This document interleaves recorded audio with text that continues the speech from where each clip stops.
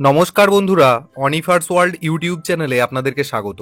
আজ আমরা এই ভিডিওতে আলোচনা করব কিভাবে আপনারা কিষাণ মান্ডিতে যে ধান বিক্রি হয় সেখানে নিজে নিজেই বাড়িতে বসে তার রেজিস্ট্রেশন করে নিতে পারেন। মানে বলতে গেলে কিষাণ মান্ডি কার্ড আপনারা কিভাবে তৈরি করবেন সম্পূর্ণ নতুন ওয়েবসাইট থেকে, সেটাই এই ভিডিওর মাধ্যমে আপনারা দেখতে পাবেন। তাই কোন কোন কাগজ এই রেজিস্ট্রেশন করতে গেলে আপনাদের হাতের কাছে রাখতে হবে সেটাও জানতে হলে কিন্তু পুরো ভিডিওটা দেখতে হবে। তো আপনারা যেহেতু মোবাইল থেকে এবং বাড়িতে বসেই সম্পূর্ণ কাজটা করতে পারবেন, সেই রকম সহজ পদ্ধতি আমি দেখাচ্ছি। এখানে যে পোর্টালটা আপনারা খোলা আছে দেখতে পাচ্ছেন, government of West Bengal department of food and supplies online paddy procurement system, এই জায়গাটাতে আপনাদেরকে আসতে হবে। এর জন্য আপনারা কি করবেন, আপনারা নিজেদের মোবাইল থেকে ক্রোম ব্রাউজারটা ওপেন করুন।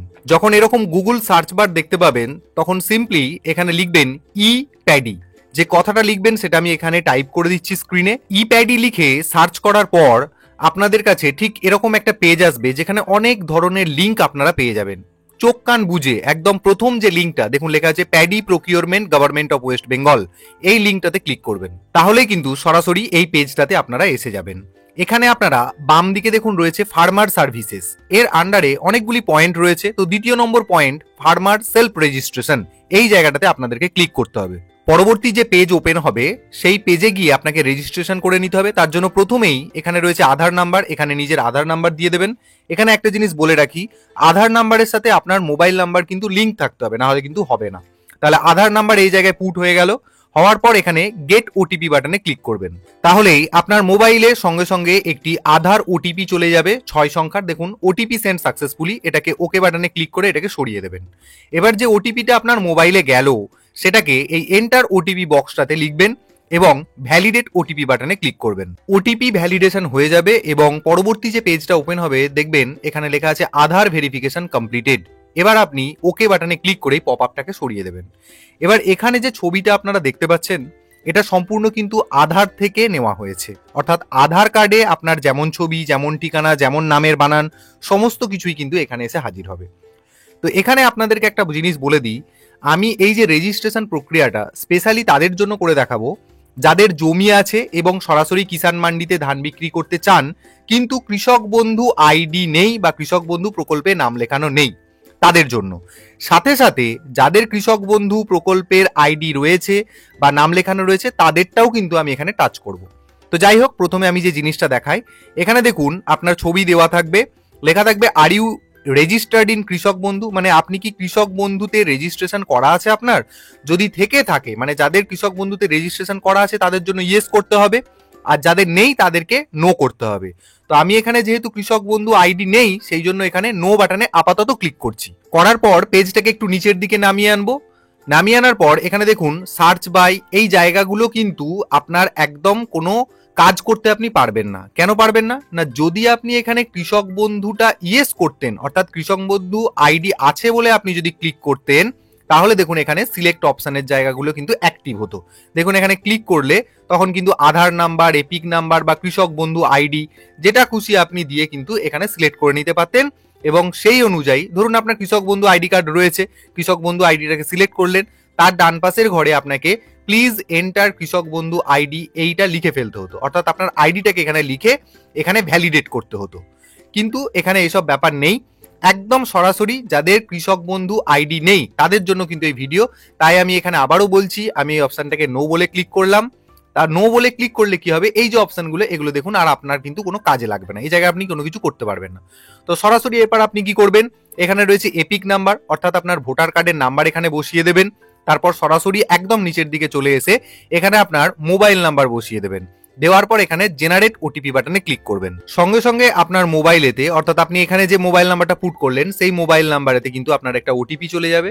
তো আপনি চেষ্টা করবেন আপনার আধারের সাথে সংযুক্ত যে মোবাইল নাম্বারটা রয়েছে সেটাই এখানে পুট করার। তো আমি যাই হোক এখানে এই যে ওটিপি জেনারেটেড সাকসেস, এখানে ওকে বাটনটাতে ক্লিক করে এটাকে সরিয়ে দিচ্ছি। এবার আপনার মোবাইলে যে ওটিপিটা গেল সেটাকে এখানে নিচের যে এন্টার ওটিপি বলে বক্স আছে এখানে লিখবেন এবং ভ্যালিডেট ওটিপি বাটনে ক্লিক করবেন।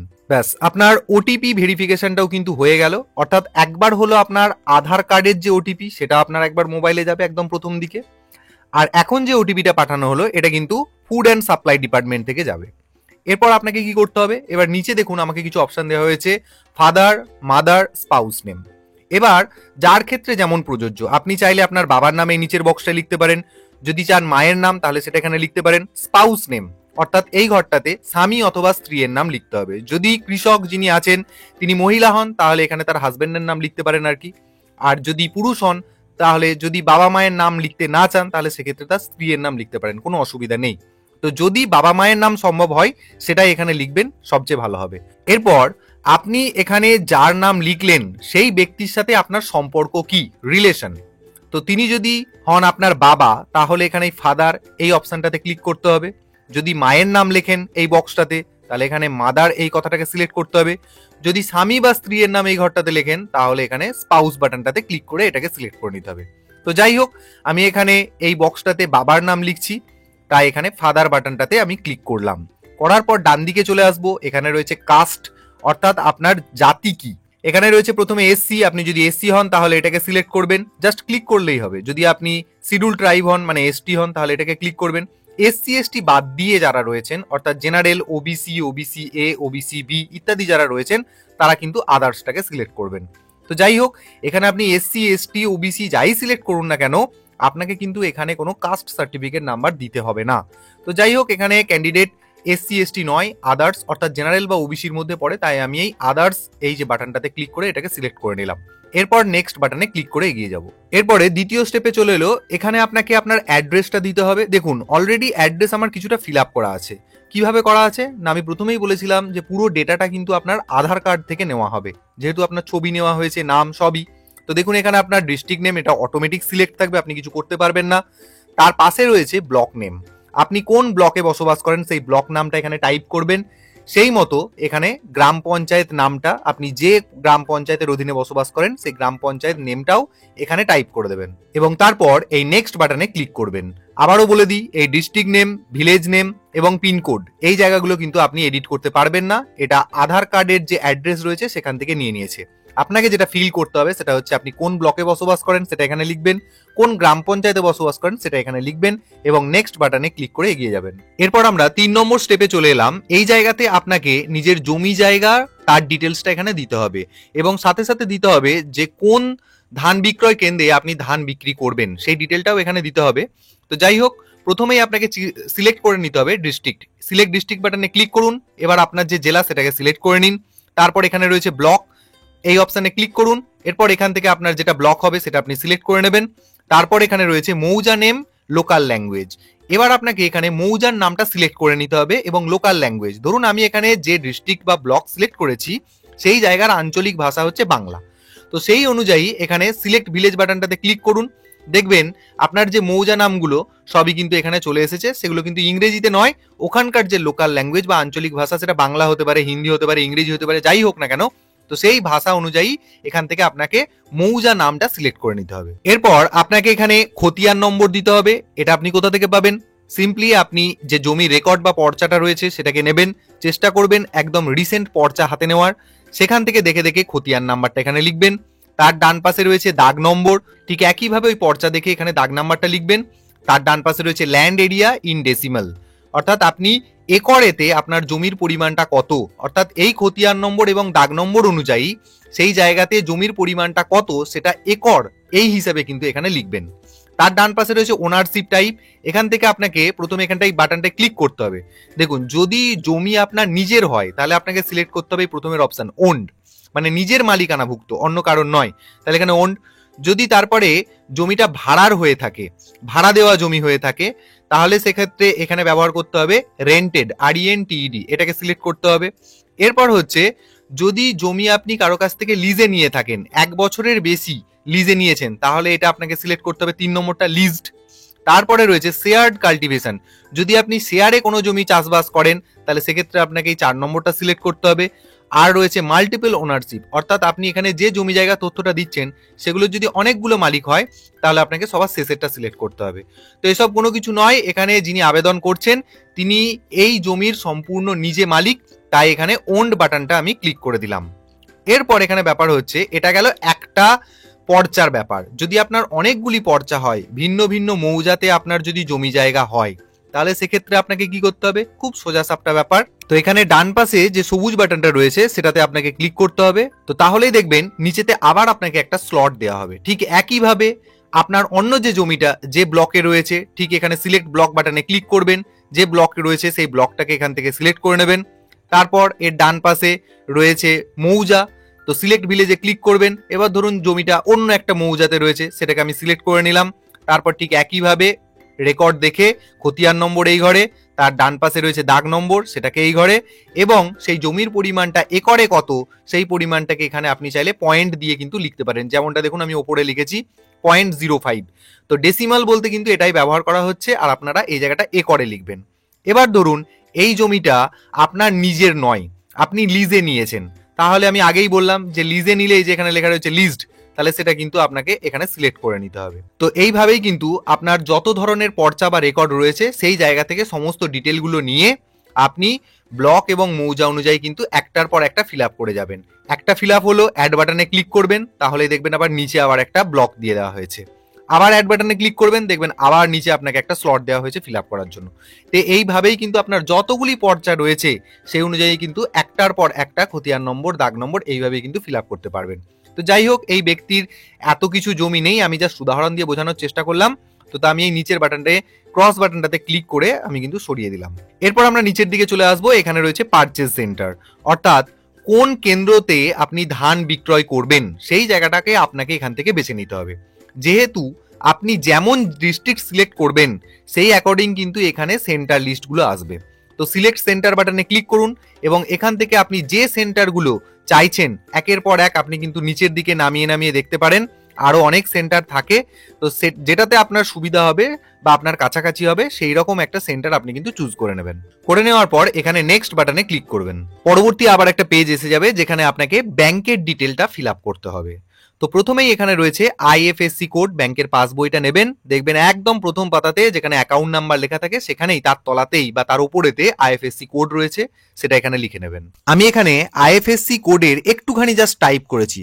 দেখুন এখানেতে কতগুলো আইএফএসসি কোড চলে এসেছে। আপনি চাইলে এখান থেকে বেছে বেছে নিতে পারেন, বা আপনার ব্যাংকের বইতে যেমনটা লেখা আছে সেটা এখানে টাইপ করে দেবেন, তাহলে কিন্তু আপনার সিলেকশন কমপ্লিট। আইএফএসসি কোড লেখা হয়ে যাবার পর ডান পাশে রয়েছে ব্যাংক নেম, তার ডান পাশে রয়েছে ব্রাঞ্চ নেম। দেখুন এই জায়গাগুলো একটু কেমন হেজি করা রয়েছে, আপনি কিছু লিখতে পারবেন না। এবার আপনাকে কি করতে হবে, আপনি এখানে চলে আসুন, এখানে রয়েছে অ্যাকাউন্ট টাইপ। এই অ্যাকাউন্ট টাইপ এখান থেকে আপনার অ্যাকাউন্টটা কি ধরনের সেটাকে সিলেক্ট করে নিতে হবে। তার জন্য সিলেক্ট বাটনে ক্লিক করুন, এবং যদি আপনার সেভিংস অ্যাকাউন্ট হয় তাহলে সেভিং লিখুন, আর যদি আপনার কারেন্ট অ্যাকাউন্ট হয় তাহলে কারেন্ট বাটনে ক্লিক করুন।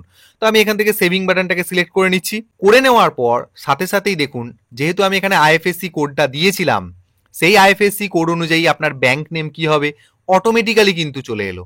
তার সাথে সাথে আপনার ব্যাংকের ব্রাঞ্চ কোথায় সেটাও কিন্তু এখানে অটোমেটিক্যালি চলে এলো। এরপর আপনি এখানে রয়েছে অ্যাকাউন্ট নাম্বার, আপনি দেখে দেখে অ্যাকাউন্ট নাম্বার এখানে লিখবেন।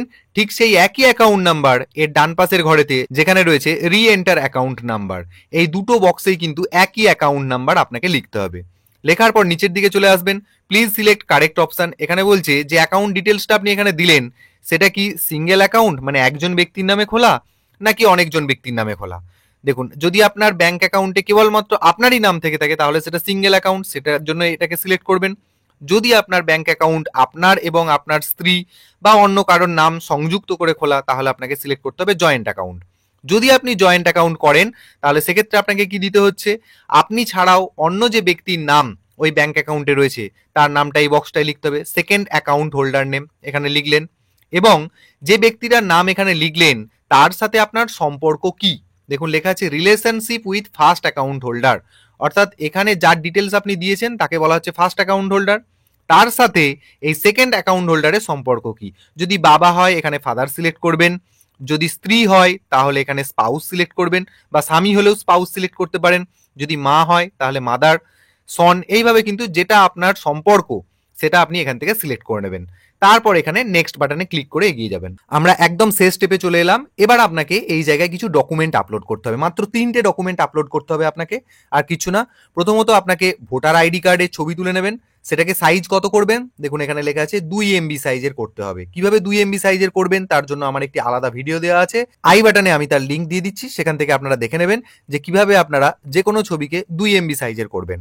এবার আপনাকে এখানে বলে দিই, ভোটার আইডি কার্ড আপনি ছবি তুলবেন, কিন্তু সেটা ইমেজ ফরম্যাটে হলে হবে না, সেটা হতে হবে দেখুন পিডিএফ কপি, লেখা আছে all copies in a single PDF, maximum size 2 MB, অর্থাৎ আপনাকে 2 MBর মধ্যে পিডিএফ ফাইল বানিয়ে নিতে হবে। তো তাহলে প্রথমে আমরা ভোটার আইডি কার্ড আপলোড করব, তার জন্য এখানে চুজ ফাইল বাটনে ক্লিক করব। চুজ ফাইল বাটনে ক্লিক করার পর আপনি আপনার মোবাইলের যে ফোল্ডারে আপনার ভোটার কার্ডটাকে পিডিএফ আকারে সেভ করে রেখেছেন সেই জায়গায় চলে যাবে, সেখানে জাস্ট ক্লিক করবেন, তাহলেই দেখবেন এখানে চলে এসেছে। এরপর তার ডান পাশে রয়েছে ল্যান্ড ডকুমেন্ট। এবার এখানে কেন বলা হলো all copies in a single PDF, কারণ একজন ব্যক্তির একটা রেকর্ড বা একটা পর্চা তো নাও হতে পারে, তার তো একাধিক পর্চা হতে পারে, সেটা নিয়ে কোনো অসুবিধা নেই। প্রত্যেকটি রেকর্ড বা প্রত্যেকটি পর্চার ছবি তুলবেন এবং সেগুলোকে একসাথে পিডিএফ বানাবেন, অর্থাৎ আলাদা আলাদা করে আপলোডের কিন্তু আপনাকে কোনো জায়গা দেওয়া হচ্ছে না। ধরে নিন আপনার 10টা পর্চা আছে, 10টা পর্চার ছবি তুলবেন এবং সেটাকে আপনি একসাথে পিডিএফ করে নেবেন, কিন্তু সাইজটা মাথায় রাখবেন, সাইজটা কিন্তু যেন 2 MBর বেশি না হয়। তো এখানে আপনাকে ল্যান্ড ডকুমেন্ট আকারে কি দিতে হবে, জমির রেকর্ড বা পর্চাটা এখানে আপলোড করতে হবে। তো তার জন্য ঠিক একইভাবে চুজ ফাইল বাটনে ক্লিক করুন, তাহলে আপনার মোবাইলের যে জায়গাতে ফাইলটা রয়েছে সেখান থেকে আপনি সিলেক্ট করে নেবেন। এরপর তার ডান পাশে রয়েছে ব্যাংক পাসবুক। এই জায়গায় আপনাকে কি করতে হবে, আপনার যে ব্যাংকের পাসবই রয়েছে তার ফ্রন্ট পেজটা, মানে একদম যেখানেতে আপনার ছবি, ব্যাংকের নাম, আইএফএসসি কোড, অ্যাকাউন্ট নাম্বার ইত্যাদি ইত্যাদি লেখা রয়েছে, সেই পাতাটাকে ছবি তুলে সেটাকেও ঠিক পিডিএফ বানিয়ে নেবেন এবং সাইজটা 2 MBর মধ্যে করে নেবেন, করে নিয়ে এই জায়গাটায় আপলোড করবেন। পদ্ধতি কিন্তু একই। হয়ে যাওয়ার পর যদি আপনার মনে হয় তথ্যগুলো এখানে ভুল দিয়েছেন, একদম শুরু থেকে কোনো না কোনো কিছু চেঞ্জ করতে চাইছেন, তাহলে এখানে রিসেট বাটনে ক্লিক করে দেবেন, তাহলে একদম আমরা যখন প্রথম থেকে শুরু করেছিলাম পার্সোনাল ডিটেলস সেই জায়গায় চলে যাবে। আর যদি সমস্ত কিছু ঠিকঠাক থাকে তাহলে এখানে সাবমিট বাটনে ক্লিক করবেন, সঙ্গে সঙ্গে এখানে দেখাবে your application has been submitted, অর্থাৎ আপনার অ্যাপ্লিকেশন কিন্তু সাকসেসফুলি হয়ে গেছে। এরপর আপনাকে এখানে যে ডিটেলসগুলো দিয়ে আপনি ফিল আপ করলেন সেগুলো দেখিয়ে দেবে এবং সাথে সাথে আপনাকে এখানে একটা অ্যাপ্লিকেশন নাম্বার দেবে। এই অ্যাপ্লিকেশন নাম্বারটা কিন্তু আপনি খাতায় নোট করে রাখবেন, মোবাইলে স্ক্রিনশট নিয়ে রাখতে পারেন, পরবর্তীতে কিন্তু কাজে লাগবে। এরপর এখানে ফার্মার নেম দেওয়া রয়েছে, তার আধার নাম দেওয়া রয়েছে। এবার আপনি এখানে রয়েছে ডাউনলোড অ্যাকনলেজমেন্ট, এই বাটনে ক্লিক করে অ্যাকনলেজমেন্ট কপিটা কিন্তু আপনি ডাউনলোড করে নেবেন। তো রেজিস্ট্রেশন হয়ে যাওয়ার পর আমরা আবার সেই একদম ফার্স্ট পেজটাতে ফিরে এলাম। এখানে দু একটা কথা আপনাদেরকে বলে দিই, যে এই যে আপনি রেজিস্ট্রেশন করলেন, যে যে ডকুমেন্টসগুলো দিয়ে আপনি করলেন সেই ডকুমেন্টসগুলো আসল এবং তার সাথে জেরক্স, এবং একদম শেষে আমরা যে অ্যাপ্লিকেশন নাম্বারের একটা অ্যাকনলেজমেন্ট কপি যে পেলাম, যেটা আমি ডাউনলোড করতে বললাম, সেগুলো নিয়ে আপনার কিন্তু অফিসে জমা দিয়ে আসতে হতো, কিন্তু বর্তমানে সেই সব সিস্টেম একদম উঠে গেছে।